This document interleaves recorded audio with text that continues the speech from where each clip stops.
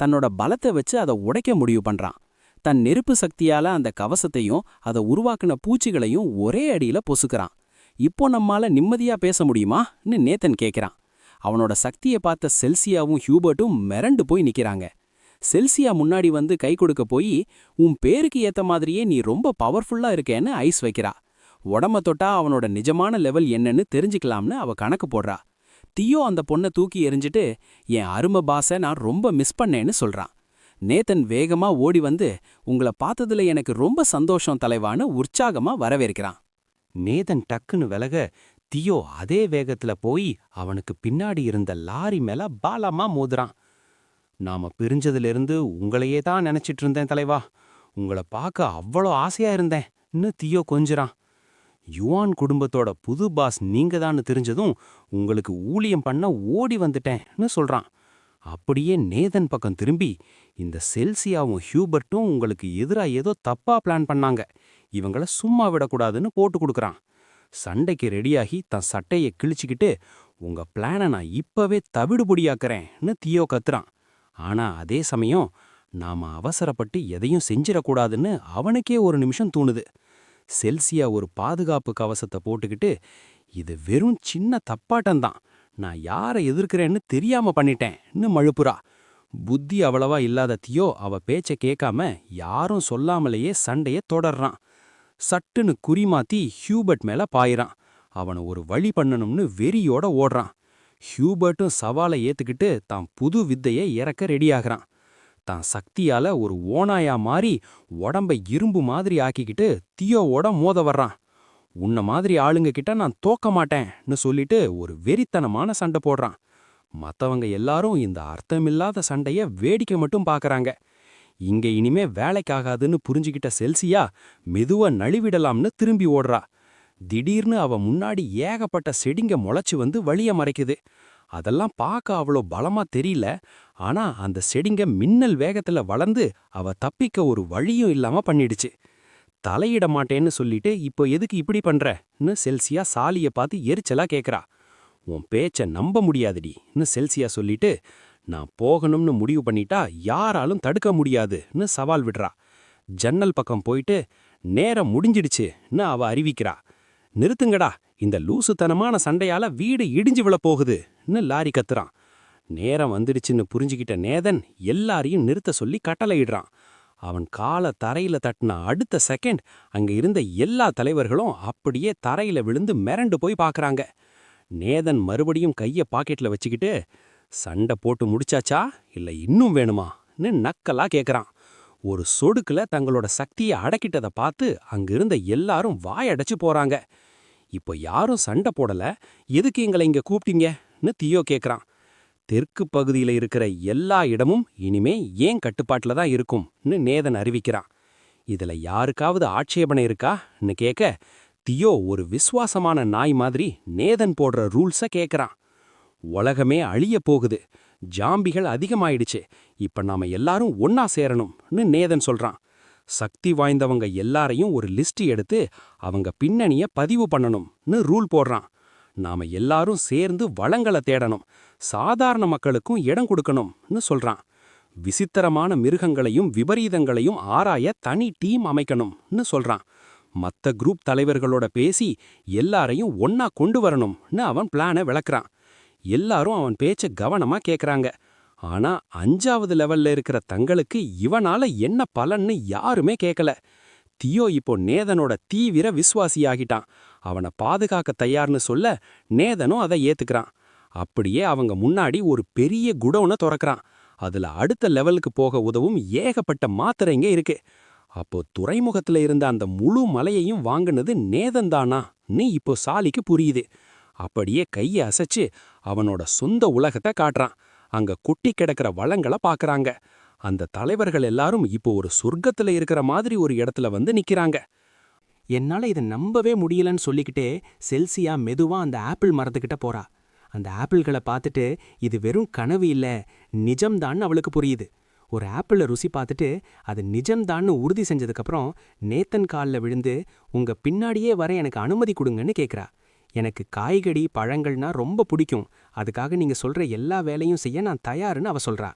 4வது லெவல்ல இருக்கிற ஒரு தலைவி இப்படி டக்குன்னு மண்டியிடக்கூடாது, இது உன் கௌரவத்தை குறைக்கும்னு ஹியூபர்ட் சொல்றான்.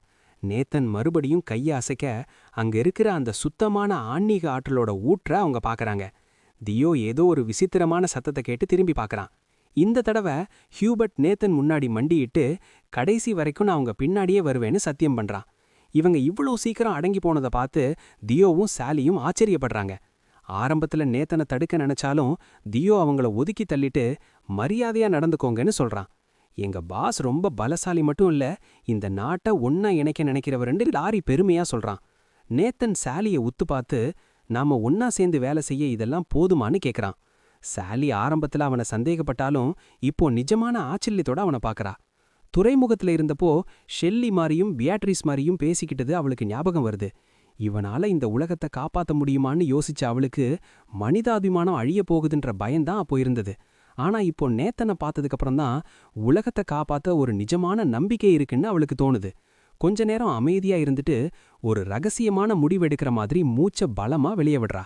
எனக்கு கொடுத்த வேலையை சரியா முடிக்க என் முழு பலத்தையும் போடுவேன்னு அவ அறிவிக்கிறா. செல்சியாவும் ஹியூபர்ட்டும் கூட எங்களுக்கு கொடுத்த பொறுப்பை நாங்க சூப்பரா செஞ்சு முடிப்போம்னு சொல்றாங்க. நேத்தன் ராஜாவுக்கு ஊழியம் செய்ய நான் ஆசைப்படுறேன், இந்த தகுதி அவருக்கு தான் இருக்குன்னு தியோ சொல்றான். எல்லாரும் நேத்தன் முன்னாடி குனிஞ்சு கும்பிட்டு இந்த உலகத்தோட நிஜமான ராஜா இப்போ எங்க முன்னாடி நிக்கிறாருன்னு சொல்றாங்க. நேத்தன் அவங்கள மெச்சிக்கிட்டு என் கூட வேலை செய்ய ஒத்துக்கிட்டவங்களுக்கு ஒரு ஸ்பெஷல் பரிசு வச்சிருக்கேன்னு சொல்றான். எல்லார் முன்னாடியும் ஏகப்பட்ட பெட்டிகளை வரவழைச்சு இதை எப்படி சரியா பிரிச்சுக்கணுமோ அப்படி செஞ்சுக்கோங்கன்னு சொல்றான். சக்தி வாய்ந்தவங்கள ஒன்னா இணைக்கிற வேலையை செய்ய செல்சியாவும் ஹியூபர்ட்டும் ரொம்ப ஆர்வமா முன்வர்றாங்க. இவ்வளவு முக்கியமான விஷயத்துக்கு முறையான விதிகள் வேணும், அதை பத்தின ரிப்போர்ட்டை நாளைக்கே தரேன்னு சாலி சொல்றா. இந்த ஏரியா முழுக்க அபூர்வமான பொருட்கள் இருக்கான்னு தேடிக்கிட்டு இருந்த உதவியாளன் நேத்தன் கிட்ட ஒரு விஷயத்த சொல்ல வர்றான். நேத்தன் ஆர்வமா என்ன விஷயம்னு தெளிவா சொல்லுன்னு கேக்குறான். கதை இப்போ ஒரு மர்மமான நகரத்துக்கு மாறுது. அங்க செத்துப்போன ஜாம்பிகளோட ஆட்டம் இன்னும் அடங்கல. ஆனா விசித்திரமா புதுசா உருவான ஜாம்பிகள் எல்லாம் அந்த ஊருக்கு வெளியே இருக்கிற ஒரு இடத்துக்கு போகுதுங்க. பழங்கால நகரத்துக்கு பக்கத்துல இருக்கிற ஒரு குகையை நோக்கி அந்த ஜாம்பிகள் எல்லாம் கூட்டமா போகுது. எதுக்காக இங்கெல்லாம் ஒன்னா சேருதுன்னு புரியாம நம்ம ஹீரோக்கள் அந்த ஜாம்பிகளை பின்தொடர்ந்து போறாங்க. இங்க முன்னாடி ஹூ அப்படின்ற பெண் தெய்வத்தோட கோயில் இருந்ததுன்னு லாரி சொல்றான். உலகம் அழிய ஆரம்பிச்சதுக்கப்புறம் ஏதோ ஒரு மாற்றம் இங்க நடந்திருக்குன்னு அவன் விளக்குறான். இங்க இருக்கிற அந்த இருட்டு சக்தி தான் செத்தவங்களோட பலத்தை அதிகமாக்கி அவங்கள இங்க வர வைக்குதுன்னு லாரி சொல்றான். நேத்தன் தன் சக்தியால அதை ஆராய்ஞ்சிட்டு உள்ள ஏதோ ரொம்ப முக்கியமான விஷயம் இருக்குன்னு நேத்தன் சொல்றான். எதிரிக்கிட்டு சண்டை போடுறது தான் என் கனவு, அதுக்கான நேரம் வந்துடுச்சுன்னு தியோ சொல்றான். அப்படியே கீழே குதிச்சு எதிரிகளை துவம்சம் பண்ண ஆரம்பிக்கிறான். அந்த சத்தத்தை கேட்டு ஏகப்பட்ட ஜாம்பிகள் தியோவை நோக்கி ஓடி வருதுங்க. தான் சண்டை போடுற திறமைய வளர்த்துக்க தியோ இதை சரியான வாய்ப்பா பயன்படுத்திக்கிறான். தியோவோட பலம் நல்லா இருக்கு, இவனை நம்பி சண்டையில இறக்கலான்னு நேத்தன் நினைக்கிறான். எதிரிகளை பிடிக்கிறதுல நானும் உதவி செஞ்சு எங்க ஆளுங்களுக்கும் ட்ரைனிங் கொடுக்க போறேன்னு லாரி சொல்றான். உங்களை நம்பிதான் இந்த வேலையை ஒப்படைக்கிறேன், உங்களோட திறமையை நிரூபிக்க இது ஒரு நல்ல வாய்ப்புன்னு நேத்தன் அவங்க கிட்ட சொல்றான். அப்படியே தன் உடம்பு முழுக்க வைரம் மாதிரி உறுதியான கல் கவசத்தை வரவழைச்சு எல்லாரும் என் பின்னாடி வாங்கன்னு உத்தரவு போடுறான். தன்னோட சீடர்களை கூட்டிக்கிட்டு அந்த பெரிய எதிரி கூட்டத்தை வேட்டையாட நேத்தன் கிளம்புறான். அங்க ஒரு பயங்கரமான சண்டை ஆரம்பிக்குது. எல்லாரும் அவங்களோட மாஸ்க் காட்ட ஒரு வாய்ப்பு கிடைக்குது. நேத்தன் அந்த இடத்த இன்னும் ஆழமா ஆராய்ஞ்சுக்கிட்டே அந்த கோயிலோட உள்பகுதிக்குள்ள போறான். அந்த இருட்டு சக்தி அங்க ரொம்ப அதிகமா இருக்கிறத கவனிச்சு இந்த கட்டடத்துக்குள்ள அப்படி என்னதான் இருக்குன்னு யோசிக்கிறான். நேரத்தை வீணாக்காம எல்லாத்தையும் நேர்ல பார்த்துடலான்னு உள்ள நுழையறான். உள்ள போன உடனே அவனை தூக்கி வீசுற மாதிரி ஒரு பலமான காத்து அவன் மேல அடிக்குது. நேத்தன் காலை தரையில ஊன்றி நின்னுகிட்டு இந்த காத்து எங்கேருந்து வருதுன்னு உத்து பார்க்கறான். அப்பதான் அவனுக்கு முன்னாடி அந்த பெண் தெய்வத்தோட சிலை இருக்கிறது தெரியுது. அதுதான் எல்லா பிரச்சனைக்கும் காரணம். சிலையோட உடம்பு முழுக்க அந்த இருட்டு சக்தியால விரிசல் விட்டு போயிருக்கிறத நேத்தன் கவனிக்கிறான். அந்த சிலையில இருந்து தான் இந்த உறைந்து போன இருட்டு சக்தி வருதுன்னு அவனுக்கு புரியுது. செரினிட்டி திடீர்னு தோன்றி, எஜமானே ஜாக்கிரதையா இருங்க, யாரோ உங்களை தாக்க வராங்கன்னு எச்சரிக்கிறா. அவ சொன்ன மாதிரியே அடுத்த செகண்டு அங்க இருந்த மத்த கல் சிலைகளும் அவனை நோக்கி பாயுது. நேத்தன் உடனே தன் நெருப்பு தடியை எடுத்து ஒரு சுழல் சுழற்றி எல்லா சிலைகளையும் பின்னாடி தள்ளுறான். அவன் கொடுத்த அடியில அந்த சிலையெல்லாம் பலமா அடிபட்டு சிதறுது. ஆனா அந்த கல் சிலைகள் இவன் குரலுக்கு ஏத்த மாதிரி மறுபடியும் நகர ஆரம்பிக்குது. கோயிலோட எல்லா மூலையில இருந்தும் ஏகப்பட்ட சிலைகள் கூட்டமா வருது. நேத்தனை சுத்தி வளைச்சுக்கிட்டு அவன் திருப்பி தாக்க ஒரு சின்ன வாய்ப்பு கூட தராம எல்லாம் ஒன்னா சேர்ந்து அட்டாக் பண்ணுது. இங்க இருக்கிறதெல்லாம் இருட்டிலிருந்து உருவான ஆவிகள்னு புரிஞ்சுகிட்ட நேத்தன் தான் பெரிய ஆயுதத்தால அதை அழிக்க முடிவு பண்றான். விடாம பலமான அடிகள அவன் இறக்க சீக்கிரமே எல்லா சிலைகளும் நொறுங்கி தூளாகுது. இந்த சிதறல்கள் எல்லாம் சாதாரணமானது இல்லைன்னு செரினிட்டி அவனை எச்சரிக்கிறா.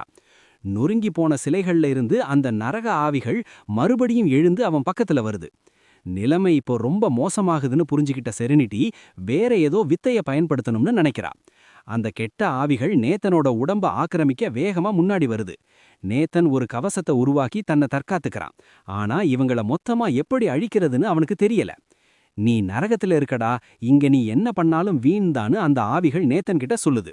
இந்த ஆவிகளை அழிக்க அந்த சிவப்பு தாமரையோட விதைகளை தான் பயன்படுத்தணும்னு செரினிட்டி சொல்றான்.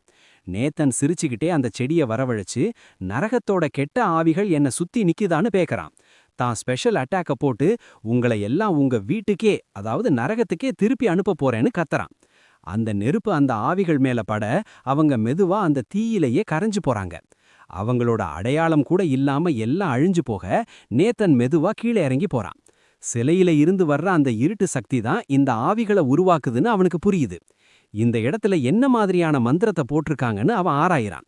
அப்போ அந்த சிலை திடீர்னு உயிர் பெற்று நேத்தன் பக்கம் திரும்பி கடைசியா உன்னை கண்டுபிடிச்சிட்டேன்னு சொல்லுது.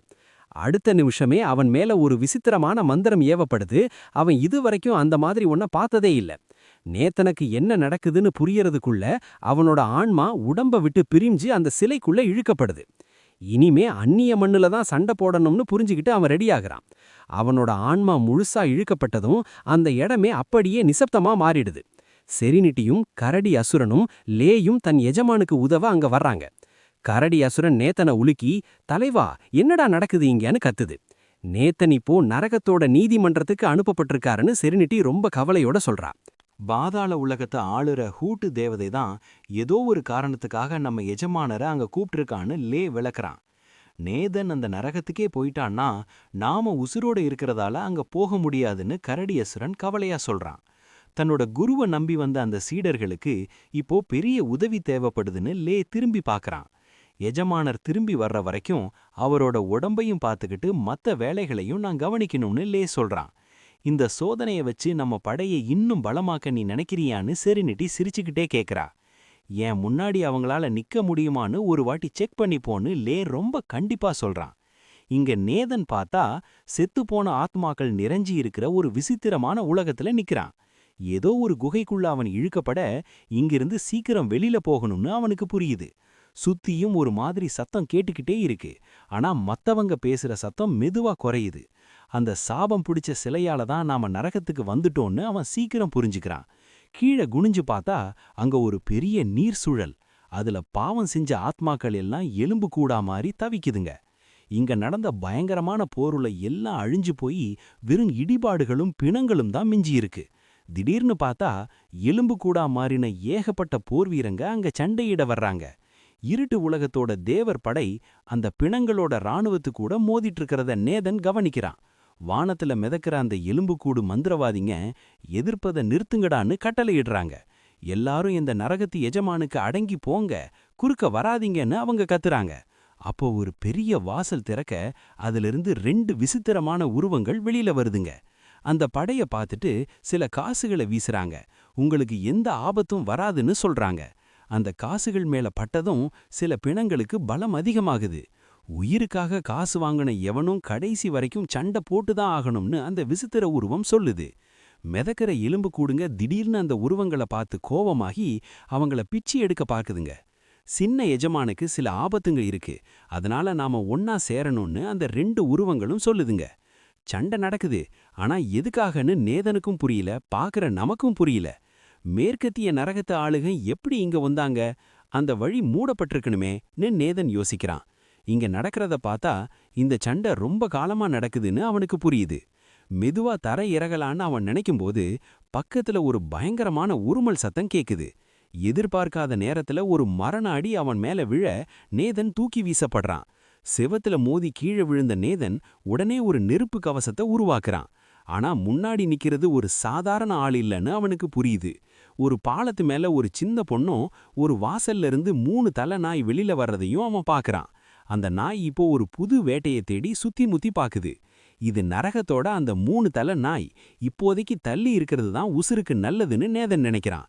எங்க இருந்துடா இந்த அலையிற ஆத்மா இங்க வந்தது, இப்பவே பின்னாடி போயிடுன்னு அந்த பொண்ணு சொல்லுது. நேதன் குழப்பமா பார்க்கறான். ஆனா அந்த ராட்சச நாய் இப்போ அந்த பொண்ணு மேல பாயுது. இங்க இருக்கிற வரைக்கும் இந்த வழியை யாராலும் கடக்க முடியாதுன்னு அந்த பொண்ணு பயமே இல்லாம சொல்லுது. தான் கையில இருக்கிற ஒரு சின்ன மரக்கரண்டிய வச்சு அந்த நாயோட மண்டையிலேயே ஒரு போடு போடுறான். அந்த பொண்ணோட வீரத்தை பார்த்து நேதன் மிரண்டு போறான். இந்த சின்ன பொண்ணுக்கு இவ்வளோ பவரான்னு ஆச்சரியப்படுறான். தன்னை விட ரொம்ப பெரிய உருவத்து கூட அந்த பொண்ணு விடாம சண்டை போடுறா. ஆனா அவளால ஜெயிக்க முடியல. ஆனாலும் அவ விட்டு கொடுக்காம மறுபடியும் சண்டைக்கு பாயிரா. கையில இருக்கிற அந்த பானையும் கரண்டியும் பார்த்தா இது கண்டிப்பா மங் போதான்னு நேதன் கணிக்கிறான். மங் போ சண்டை போட்டுக்கிட்டே இருக்க அந்த நாய் ஒரு பெரிய சக்தி பந்த உருவாக்குது. மங்போவால அந்த அடியை தப்பிக்க முடியல. பலமா அடிபட்டு ஒரு பக்கமா தூக்கி வீசப்படுறா. அவ அந்த அடியோட வேகத்துல பின்னாடி பறந்து போய் விழுந்தாலும் லாவகமா தன்னை சமாளிச்சுக்கிறா. அவளுக்கு பெருசா காயம் எதுவும் ஆகல. நேத்தன் அவளுக்கு ஏதோ அடிபட்டிருக்கிறத கவனிச்சுட்டு, உனக்கு காயம் எவ்வளோ பெருசா இருக்குன்னு பதட்டமா கேக்குறான். மங்போ, நீ இங்கிருந்து ஓடி போயிடுன்னு சொல்லிக்கிட்டு இருக்கும்போதே அந்த ராட்சசன் நாய் அவங்கள நோக்கி முன்னேறி வருது. தப்பிக்க நேரமே இல்ல. சரி, நெருப்பு வச்சு இந்த அசுரனை ஒரு வழி பண்ணிடலான்னு நேத்த முடிவு பண்றான். கண்டிப்பா நாம தான் ஜெயிப்போன்ற நம்பிக்கையோட பயமே இல்லாம அந்த நாய் மேல நேத்தன் பாயிறான். அந்த செர்பரஸ் நாய் தன் பெரிய வாயை திறந்து நேத்தனை அப்படியே முழுங்கி செரிக்கலான்னு பாக்குது. ஐயோ, இவன் அந்த நாய் தின்னுடுச்சோன்னு மங்போ பயத்துல உறைஞ்சு போய் நேத்தனையே பாக்குறா. ஆனா அடுத்த சில நிமிஷத்துல அந்த நாயோட வாய்க்குள்ளேயே ஒரு பயங்கரமான வெடிச்சத்தம் கேக்குது. இந்த நாயோட வயித்தை எப்படி நெருப்பால நிரப்புறதுன்னு யோசிச்சேன். அதுவே வாயை திறந்து எனக்கு சான்ஸ் கொடுத்துடுச்சுன்னு நேத்தன் சொல்றான். பக்கத்துல குதிச்சு தப்பிச்ச நேத்தன், இந்த மிருகத்துக்கு தன்னைத்தானே அழிச்சுக்க ஆசை போல, அதுக்கு நான் கொஞ்சம் உதவி பண்ணேன்னு சொல்றான். அடுத்தடுத்து அந்த நாயோட மத்த தலைங்களுக்கும் இதே நிலைமை தான். நேத்தன் விடாம வெடிக்க வைக்கிறான். அடி தாங்க முடியாம அந்த ராட்சச மிருகம் தரையில உருண்டு புரண்டு விசித்திரமா நடந்துக்குது. இந்த நாடகத்தை இதோட முடிப்போம்னு சொல்லிட்டு அந்த மிருகத்தை மொத்தமா காலி பண்ண ஒரு பெரிய அட்டாக்க போடுறான். தப்பிக்க வழி இல்லாம இருக்கணும்னு முன்னாடி பாஞ்சு போய் அந்த நாய்க்கு பக்கத்துல போறான். செர்பரஸ் நாயோட தலைய நேத்தன் வெட்டினதை பார்த்துட்டு, உன் ஆன்மா இவ்வளவு பிரகாசமா இருக்கேன்னு மங்போ ஆச்சரியப்படுறா. மிச்சம் இருக்கிற 2 தலைங்களையும் சீக்கிரம் வெட்டு, அப்பதான் இந்த மிருகத்தை முழுசா அழிக்க முடியும்னு அவ கத்துறா. நேத்தன் எல்லா தலைங்களையும் வெட்டிட்டு அதிலிருந்து அவனோட பவரை ஏத்துறதுக்கான ஒரு பெரிய பொக்கிஷத்தை, ஸ்பியரை எடுக்கிறான். அந்த ஒளிப்பந்த பார்த்துட்டு, இதுல ரொம்ப சுத்தமான ஆன்ம சக்தி இருக்குன்னு நேத்தன் கவனிக்கிறான். மிச்சம் இருக்கிற 2 தலைங்களையும் நேத்தன் அட்டாக் பண்ணும்போது, இன்னும் வேடிக்கை பாக்கி இருக்குடான்னு சிரிச்சுக்கிட்டே சொல்றான். உயிருக்கு பயந்த அந்த ராட்சச நாய் நேரம் கடக்கிறதுக்குள்ள இங்கிருந்து தப்பிச்சு ஓடணும்னு பாக்குது. நேத்தன் காத்துல எழும்பி அந்த எதிரி மேல ஒரு மரண அடியை கொடுக்க ரெடியாகிறான். அடி பட்ட வேகத்துல அந்த நாய் அப்படியே திரும்பி உயிர் தப்ப ஓடுது. ஏண்டா கோழப்பையிலே, எங்க ஓடுறான்னு கேட்டுக்கிட்டு நேத்தன் அதை துரத்துறான். ஆனா மங்போ குறுக்கே வந்து, அந்த பாலத்தை தாண்டாத, நிலைமை இன்னும் மோசமாயிடும்னு எச்சரிக்கிறா. அந்த மறதியாத்துக்கு அந்த பக்கம் இருக்கிற பாதாள உலகம் இப்போ அந்த ஹீலா ராணியோட கட்டுப்பாட்டுல இருக்குன்னு அவ விளக்குறா. அங்க என்னதான் நடக்குதுன்னு நேத்தன் கேட்க, நரகத்துக்கு இன்னைக்கு தான் முதல் தடவை வரியா என்னன்னு மங்போ கேட்கறா. நேத்தன் ஏதோ சொல்ல வரும்போது திடீர்னு வானம் முழுக்க மின்னல் வெட்டி அதிருது. நாம இப்போ சந்திக்கவே கூடாத கடவுளுங்க இங்க வர்றாங்கன்னு மங்போ சொல்றா. டக்குன்னு நேத்தனை கைய பிடிச்சு இழுத்துக்கிட்டே, என் பின்னாடியே ஓடிவா, ஊரு அடி கூட பின்தங்கிடாத, ஊருக்குள்ள போயிடலாம்னு கத்துறா. வானம் மெதுவா இருட்ட ஆரம்பிக்குது. ஒரு மாதிரி மூச்சு முட்டுற சூழல் அங்க உருவாகுது. அப்போ ஒரு பெரிய தேர்ல 2 பேர் வர்றாங்க. அவங்க கூட ஒரு பொண்ணு இருக்கா. அவங்க 2 பேருமே வேற வேற புராண கதைகள்ல வர்ற கடவுளுங்க. ஒருத்தன் நரகத்தோட ராஜா ஹேடிஸ், இன்னொருத்தி ஹீலா. இவங்க இங்க என்ன பண்றாங்கன்னு நேத்தன் தேக்க, தயவு செஞ்சு அவங்கள தெரிஞ்சா கேள்வி கேட்காதன்னு மங்போ சொல்றா. இருட்டு உலகத்துல இருக்கிறவங்க எல்லாம் உடனே வீட்டுக்குள்ள போய் ஒளிஞ்சுங்க, இல்லனா உங்க ஆன்மா சிதறி போயிடும், அப்புறம் யாராலையும் ஒட்ட வைக்க முடியாதுன்னு காவல் அதிகாரி எச்சரிக்கிறான். நேத்தன் ஒரு இடத்துல ஒளிஞ்சு நின்னுக்கிட்டு சுத்தி பார்க்கறான். எதுவுமே நடக்காத மாதிரி அங்க இருக்கிற சாதாரண மக்கள் நிம்மதியா மாண்டுட்டு இருக்கிறத பார்க்கறான். மங்போ குறுக்கே இருந்த ஆளுங்களை எல்லாம் தள்ளி விட்டுட்டு ஜன்னல் வழியா யாருக்கும் தெரியாம வெளியில பார்க்கறா. என்னன்னு தெரியல, இந்த வாட்டி அந்த நரகத்து எஜமானே நேர்ல இங்க வந்திருக்காருன்னு மங்போ நேத்தன் கிட்ட ரகசியமா சொல்றா. அந்த பயங்கரமான தேர் மெதுவா நகரத்துக்கு மேல போறத நேத்தன் உத்து பார்க்கறான். ஹேடிஸ் பார்க்கவே செம பவர்ஃபுல்லா இருக்கான்னு அவன் சொல்ல, ஹேலாவோட கூட்டணி சேர்ந்ததுனால இப்போ இவங்க 2 பேரும் பெரிய ஆபத்துன்னு மங்போ சொல்றா. இந்த அட்டாக்க பிளான் பண்ணவே ஹேடிஸ்க்கு 1000 வருஷம் ஆச்சு. இப்போ உலகம் அழியிற நேரத்துல சக்கரவர்த்தியையும் ஹூட்டுவையும் மடக்க இதுதான் சான்ஸ்னு திடீர்னு உள்ள புகுந்துட்டான்னு அவ விளக்குறா. இந்த சண்டையில நாம தோத்துட்டா இந்த நகரமே மொத்தமா அழிஞ்சிரும்னு மங்போ சொல்ல, நேத்தன் இதனால என்ன பாதிப்பு வரும்னு கேக்குறான். இனிமே செத்தவங்க யாருமே மறுபிறவி எடுக்க முடியாது, மனுஷங்களுக்கு வாரிசே இல்லாம பண்ண போறாங்கன்னு அவ சொல்றா. ஹேலா ஏற்கனவே 2 வாட்டி இந்த ஊர் ராணுவத்தை அடிச்சு நொறுக்கிட்டா, இப்போ மொத்தமா முடிக்க பாக்கறான்னு மங்போ சொல்ல, ஹேடிஸும் ஹேலாவும் இந்த ஊரை தரைமட்டமாக்க ரெடியாகறாங்க. ஹேடிஸ் அந்த அசுர கிண்ணத்துல இருக்கிறத குடிச்சிட்டு, இந்த நரகம் எனக்கு அடியில வரணும், எல்லாம் அழியணும்னு கத்துறான். ஹேலா அமைதியா இருந்துட்டு இருட்டு படைய உள்ள நுழைய சொல்லி உத்தரவு போடுறா. அடுத்த நிமிஷமே எங்கிருந்தோ வந்த ஆயிரக்கணக்கான குதிரைப்படை ஒரு வெட்டுக்கிழி கூட்டம் மாதிரி கண்ல படுற எல்லாத்தையும் அழிச்சுக்கிட்டு முன்னேறுது. இவங்கள சமாளிக்க பெரிய ஆளோட உதவி வேணும்னு நேத்தனுக்கு புரியுது. அப்போ அந்த நகரத்துக்கு மேல ஒரு பெரிய பாதுகாப்பு கவசம் உருவாகி எதிரிகள் உள்ள வராம தடுக்குது. அந்த நரக நெருப்புல பட்ட அடுத்த செகண்டே அசுரங்க எல்லாம் கருகி சாம்பலாகிறாங்க. திடீர்னு சக்கரவர்த்தியோட ஒரு பிரம்மாண்டமான உருவம் அந்த தோன்றுது. அவரோட லெவல் ஒரு ராஜாவுக்கு சமம். அவருக்கு பக்கத்துல ஹூட்டு தேவதை ஒரு தளபதி லெவல்ல நிக்கிறா. ஹேடிஸும் ஹேலாவும் இவங்களுக்கு சமமான பவர்ல தான் இருக்காங்க. இவங்க 2 பேரும் சேர்ந்து ஒரு பெரிய தடைய உருவாக்கி எதிரிகளை பின்னாடி தள்ளுறாங்க. வெளியில இருந்து வந்த இந்த தீய சக்திகளுக்கு சாவு நிச்சயம்னு சக்கரவர்த்தி கர்ஜிக்கிறாரு. சக்கரவர்த்தியோட கட்டளை எதுவா இருந்தாலும் அதை செஞ்சே தீருவோம்னு ஹூட்டு சொல்றா. இவங்களோட அந்த பயங்கரமான பவரை பார்த்து நேத்தனும் மங்போவும் மிரண்டு போய் நிக்கிறாங்க. இந்த சிலையால தான் நான் இங்க வந்தேன், அதனால இது தற்செயலா நடந்தது இல்ல, வேணும்னே தான் என்னை இங்க இழுத்திருக்காங்கன்னு நேத்தன் புரிஞ்சுக்கிறான். ஹூட்டு தேவதை தன்னைத்தான் பார்க்கறான்றத கவனிச்ச நேத்தன் அவ ஏதோ சொல்ல வரான்னு நினைக்கிறான். நான் யாருன்னு அவளுக்கு தெரியும், அதான் என்னை இங்க கொண்டு வந்திருக்கான்னு நேத்தன் சொல்ல, தேவதை என்னை பார்த்து தான் குஷியாகிறான்னு மங்போ சொல்றா. சக்கரவர்த்தி ஏற்கனவே பலமா அடிபட்டிருக்காரு, அவரோட தளபதிகள் யாரும் உயிரோட இல்லைன்னு ஹேடிஸ் நக்கலா சொல்றான். என் நகம் உடைஞ்சு போச்சுன்னு ஹேலா சொல்ல, அதுக்கு அவ மூஞ்சியே செதைச்சுடுறா. இன்னைக்கு ஹேலாவோட ஆன்மாவை நான் ருசி பாப்பேன்னு ஹூட்டு சொல்ல, அதுக்கு அவ பதிலுக்கு ஒரு பஞ்ச் டயலாக் பேசுறா. ஹேடிஸ், என்கிட்ட 10,000 நிழல் வீரர்கள் இருக்காங்க, லட்சக்கணக்கான தளபதிகள் இருக்காங்க, நான் எப்படி தோப்பேன்னு கேக்குறான். சக்கரவர்த்தியும் ஹூட்டுவும் 70% பலத்துல தான் இருக்காங்க.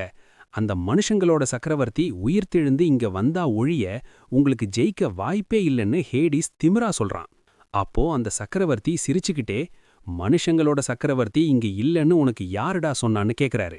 ஹேடிஸும் ஹேலாவும் இப்ப பயங்கர அதிர்ச்சி ஆகுறாங்க. ஆனா விடாம இன்னும் நிறைய படைய அவங்க பக்கம் கூப்பிடுறாங்க.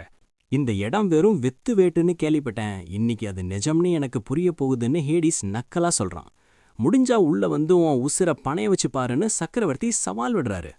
3000 வருஷத்துக்கு முன்னாடியே அந்த மனுஷங்களோட சக்கரவர்த்தி செத்துட்டாரு, அவர் எப்படி இங்க வருவாருன்னு ஹேலா கிண்டல் பண்றா.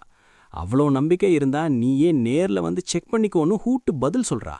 எதிரி இங்க இவ்வளோ அமைதியா இருக்கிறத பார்த்து இங்க ஏதோ பெரிய சதி இருக்குன்னு ஹேலாவுக்கு புரியுது. நாங்க பல வருஷமா ராணுவத்தை தயார் பண்ணியிருக்கோம், வெறும் பேரை சொன்னா பயந்துருவோமான்னு ஹேடிஸ் கேட்குறான். இந்த கோட்டையோட பாதுகாப்பு ஏற்கனவே அடிபட்டு சாவர நிலைமையில இருக்கிற சக்கரவர்த்தி கையில தான் இருக்குன்னு ஹேலா சொல்றா. அப்படியே தான் ஆளுங்களோட எதிரிகளை பிச்சு எடுக்க வேகமா முன்னாடி பாயிரா. ஹூட்டு குறுக்கே வந்து சண்டை வேணான்னா இப்பவே நின்னுடுன்னு எச்சரிக்கிறா. ஆனா உன் பவர் என்ன தடுக்க கூட போதாதுன்னு ஹேலா திமிரா சொல்றா. ஹூட்டு தான் ஆயுதத்தை எடுத்துக்கிட்டு எல்லாரையும் பின்னாடி போக சொல்லி ஒரு பயங்கரமான அட்டாக்குக்கு ரெடி ஆகுறா.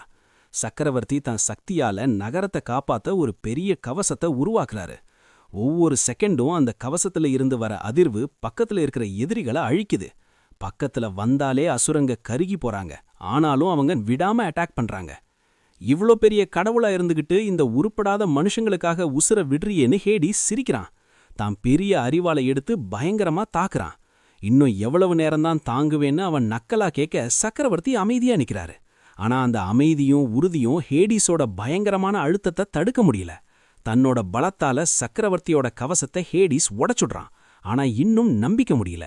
சக்கரவர்த்தி பலமா அடிபட்டு விழறப்போ கவசத்தோட ஒரு பகுதி உடைஞ்சு எதிரிப்பட உள்ள நுழைய வழி கிடைக்குது.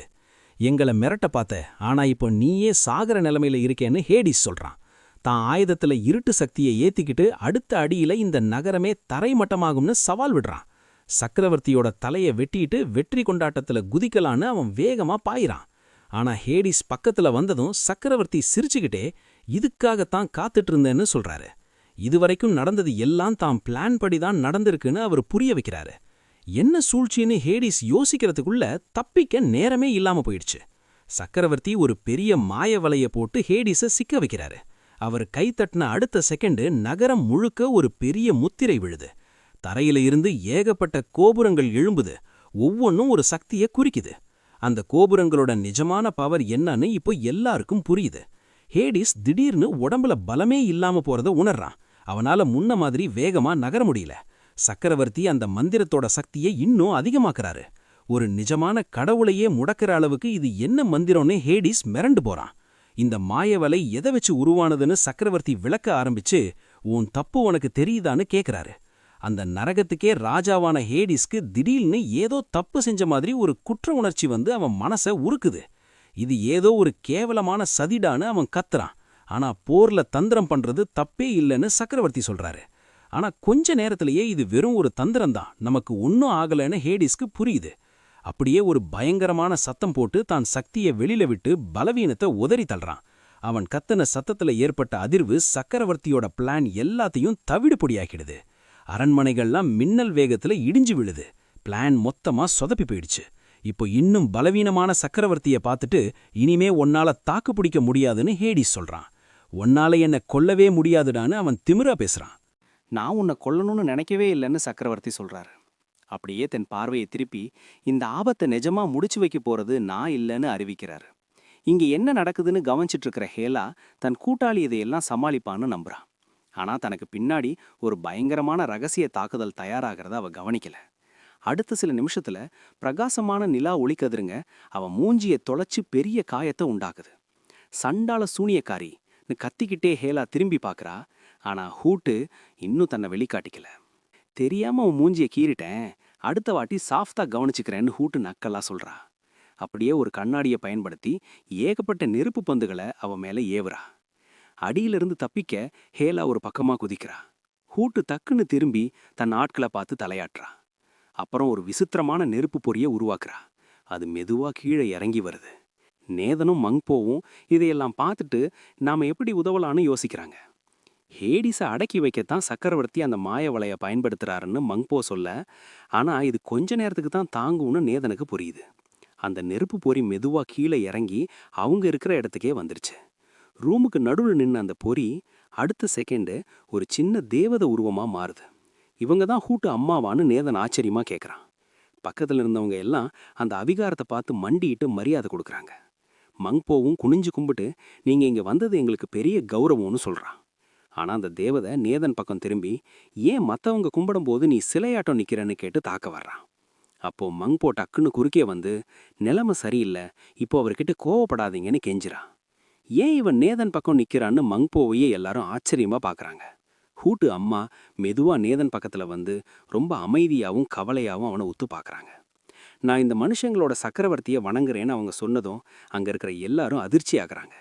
இவன் நிஜமாவே அந்த சக்கரவர்த்தி தானான்னு மங்போவும் மற்றவங்களும் வாய அடைச்சு போறாங்க. நான் அந்த சக்கரவர்த்தியோட ஆசையத்துக்கு வாரிசு தான், அதனால நான் மண்டியிட அவசியம் இல்லைன்னு நேதன் கராரா சொல்றான். எனக்கு அடிபட்டு ரொம்ப மோசமான நிலைமையில இருந்ததால தான் அந்த சிலையை உடைச்சேன்னு ஹூட்டு சொல்றாங்க. உன்னை இங்க வரவழைச்சு உதவி கேட்கத்தான் நான் போட்ட மாஸ்டர் பிளான் இதுன்னு அவங்க விளக்குறாங்க. நீ ஏன் அந்த சக்கரவர்த்தி இல்லைன்னாலும் உனக்கும் அவருக்கும் பெரிய சம்பந்தம் இருக்குன்னு அவங்க சொல்றாங்க. இல்லனா அந்த பெரிய கோபுரம் உன் கூடவே எப்பவும் சுத்தாதுன்னு அவங்க சொல்ல, உங்களுக்கு அந்த கோபுரம் தெரியுதான்னு நேதன் ஆச்சரியமா கேட்குறான். அந்த கோபுரத்தை கட்டுற வேலையில எங்க ஆளுங்களும் இருந்தாங்கன்னு அவங்க சொன்னதும், இன்னும் எத்தனை பெரிய மனுஷங்க இதுல சம்மந்தப்பட்டிருக்காங்கன்னு நேதன் வியக்கிறான். நான் உதவ முடியும்னு நீங்க நம்பினா என்ன நடக்குதுன்னு எல்லா விவரத்தையும் சொல்லுங்கன்னு நேதன் கேட்குறான். கண்டிப்பா நாம் இந்த சண்டையில ஜெயிப்போம்னு ஹூட்டு அவனுக்கு நன்றி சொல்றாங்க. அந்த கோபுரத்துக்குள்ள ஒரு ஆளும் ஒரு பொருளும் இருக்கு, அவங்களால தான் இந்த நிலைமையை சரி பண்ண முடியும்னு அவங்க சொல்றாங்க. யார் அந்த ஆளு, எப்படி ஜெயிக்கலான்ற ரகசியத்தை அவங்க நேதன் கிட்ட சொல்றாங்க. கொஞ்ச நேரத்துல நேதன் அந்த கோபுரத்துக்குள்ள போறான். அங்க செரினிட்டியும் கரடி அசுரனும் இருக்காங்க. அவங்க சந்தோஷமா வரவேற்கிறாங்க. ஆனா நேதல் அவங்கள கண்டுக்காம வேகமா நடக்கிறான். என்னாச்சு, ஏன் இப்படி இருக்கீங்கன்னு செரினிட்டி பதட்டமா கேட்குறா. நிலைமை ரொம்ப மோசமா இருக்கு. நரகத்து மேல திடீர்னு ஒரு அட்டாக் நடந்திருக்குன்னு நேதன் சொல்றான். அவ்வளோ மோசமாவா இருக்குன்னு அசுரங்க கேட்க, ஆமான்னு நேதன் உறுதி பண்றான்.